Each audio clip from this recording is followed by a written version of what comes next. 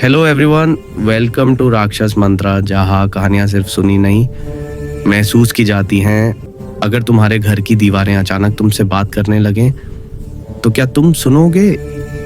आज की कहानी है एक ऐसे घर की जो अपने मालिक को कभी जाने नहीं देता।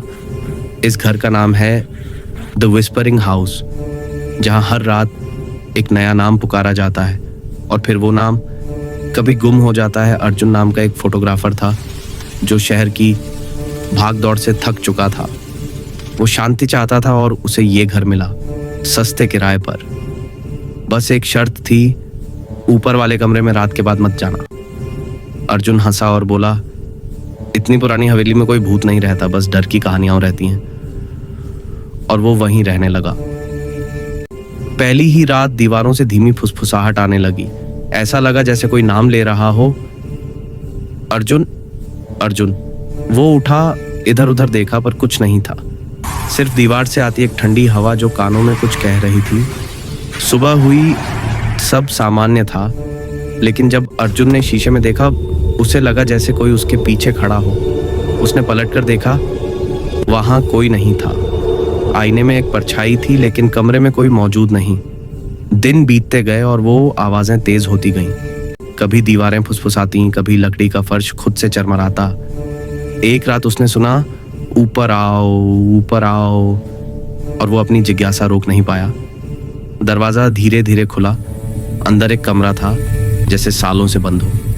जाले, धूल और दीवारों पर पुरानी तस्वीरें। हर तस्वीर में वही घर था, लेकिन हर तस्वीर में एक चीज अजीब थी। हर किसी की आंखें चमक रही थीं। अर्जुन ने तस्वीरें उठाई। पीछे एक तारीख लिखी थी और वो तारीख आज की थी।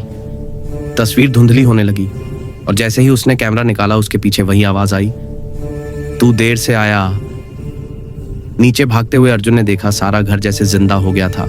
दीवारें धड़क रही थीं, फर्श पर दरारें खुद बन रही थीं और हर कोने से वही शब्द। अर्जुन, उसकी सांसें तेज हो गई। वो दरवाजे की तरफ भागा लेकिन दरवाजा खुद बंद हो गया। सुबह जब पुलिस पहुंची, घर खाली था। बस एक चीज मिली, दीवार पर टंगी एक ताजी तस्वीर। अर्जुन। उस तस्वीर में अर्जुन मुस्कुरा रहा था और उसके पीछे वही घर खड़ा था। कहते हैं वो घर आज भी शहर के बाहर मौजूद है। दिन में बिल्कुल सामान्य लगता है, लेकिन रात को जब हवा चलती है तो दीवारों से फुसफुसाहट सुनाई देती है। कोई कहता है वो अर्जुन है, कोई कहता है वो घर खुद जिंदा है, पर सच क्या है कोई नहीं जानता।